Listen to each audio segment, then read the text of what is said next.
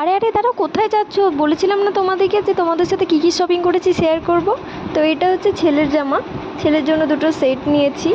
এটা একটা, আর এই স্কাই প্যান্টের সাথে এই একটা হোয়াইট কালারের টি শার্ট, এটা আমার খুবই পছন্দ। তারপর আমি কী কী নিয়েছি চলো দেখায়।